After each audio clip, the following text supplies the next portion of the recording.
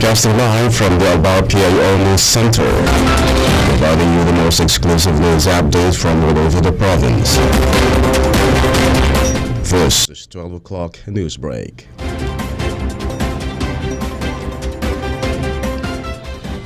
In the local scene, Lotto players from the Bicol region won a jackpot prize for the Ultra Lotto 655 and Mega Lotto 645. On December 29, the bettor from the city of Ligao, Albay won a jackpot prize of 571,554,916.40 pesos. The lone bettor correctly guessed the winning combination 19, 35, 25, 42, 58, and 5.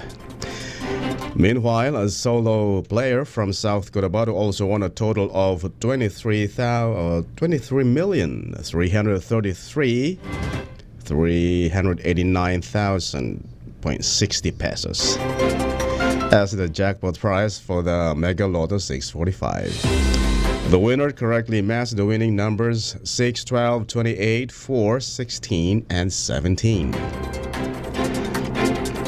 In another story, 6 licensure and board exam top-notchers in Albay have received recognition and cash rewards from the provincial government of Albay through the Grexcellence Awards of Governor Edsel Grexlagman. John Meko O. Payonga of Bicol University and Patricia Marie R. Imperial of the University of the Philippines ranked first in their respective licensure examinations. Payonga from Ligao City topped the August 2023 Mining Engineers Licensure Examination with a rating of 88.40. While Imperial from Ginubatan Albay got the top spot in the September 2023 Licensure Examination for Social Workers with a rating of 88.60. Each of them received cash incentives in the amount of 50,000 pesos.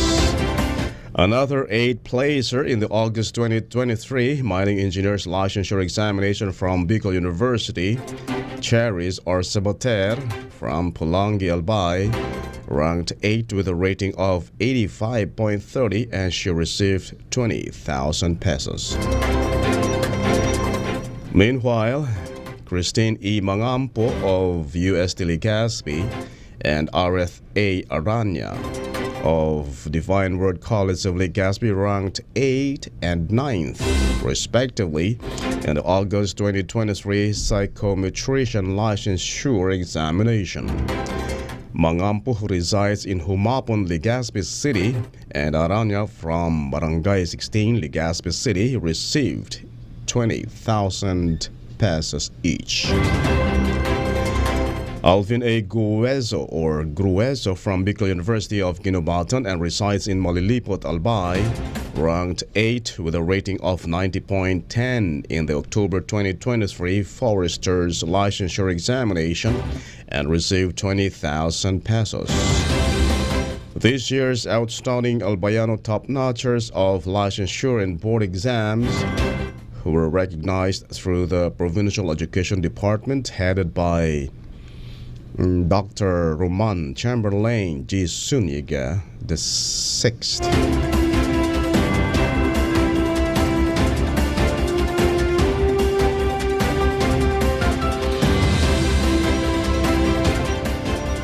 In another news, about 4,806 differently abled students have received educational assistance through the Albay Provincial Persons with Disability Affairs Office, PDAO.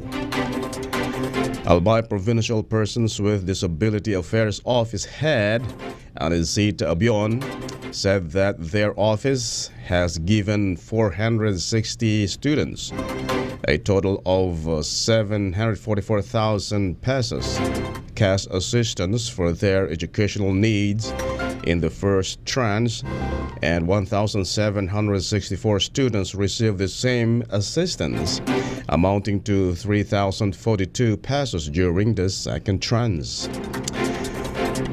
Educational assistance was given from October to December this year. Students in the elementary level received 1,000 pesos.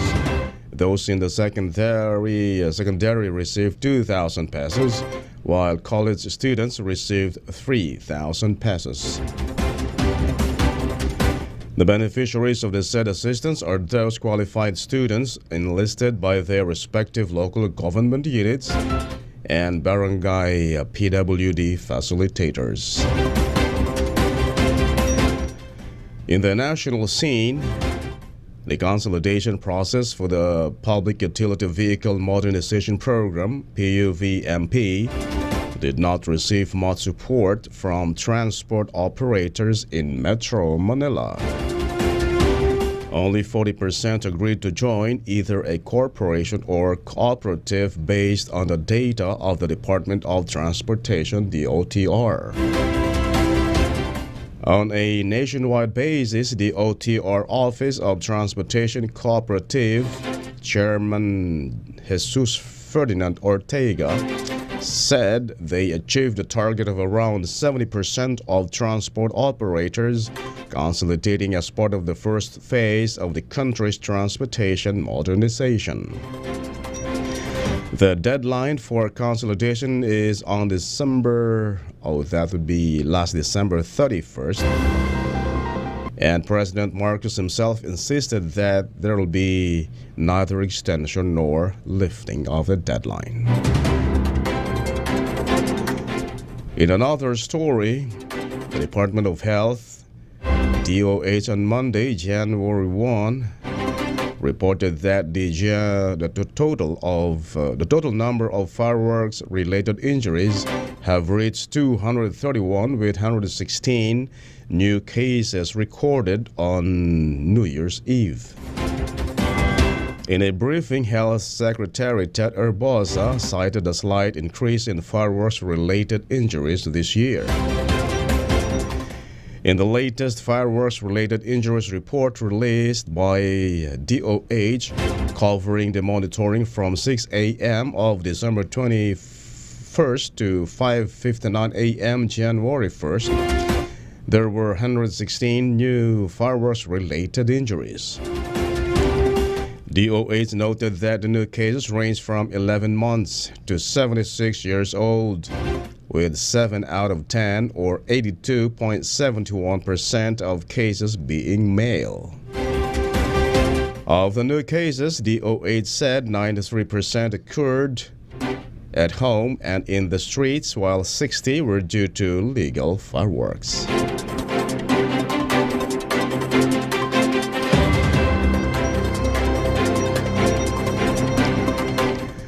In another news, government agencies are braced for the return of millions of people who are expected to go back to their homes and workplaces, especially in Metro Manila and other urban areas in the country after a long holiday break.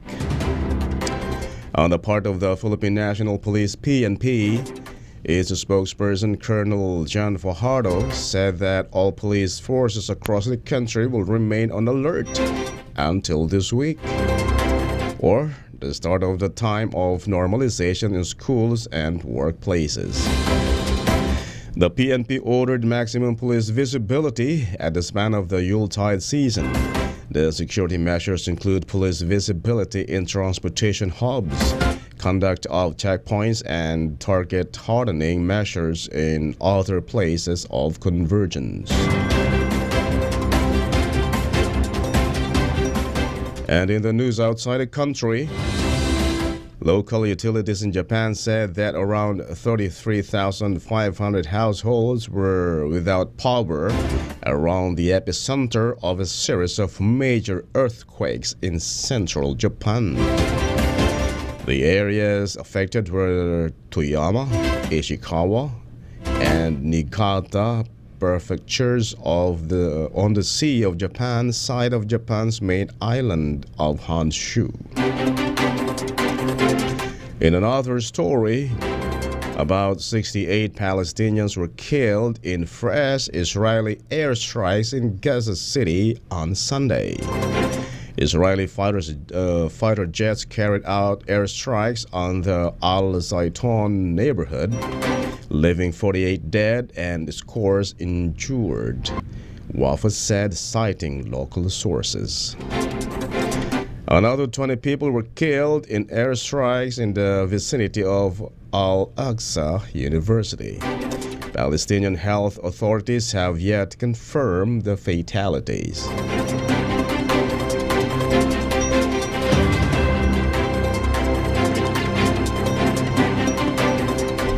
And finally, in the news outside the country, Taiwanese President Tsai Ing-wen expressed hopes on Monday for Taipei and Beijing to seek long-term peace coexistence, and said future relations should be decided by Taiwan's democratic procedures. Taiwan is less than 2 weeks from an election, closely watched from Beijing to Washington, as it determines the future of the self-ruled island's relation with an increasingly bellicose China. Beijing claims Taiwan as part of its territory to be seized one day. It has halted high-level communications with Tsai's Democratic Progressive Party, DPP, government since her 2016 election, and ramped up military, diplomatic, and economic pressure on the island. And that's all for the 12 o'clock news break, January 2, 2024. We'll be right back tomorrow for more news updates. And thanks to our 12 o'clock news break writer, Joy Duke, and on the technical side, Chad Bobbies. And our Provincial Information Officer, Attorney Mary Luduga Castillo, under the supervision of our Governor, Attorney Elsil Grex Lagman. Happy New Year, everyone. And also, before I go, I would like to thank also personally my pinch hitters, Ella and Elena. Elena. Thank you so much, girls. I am Greg Halliare, saying thank you for subscribing.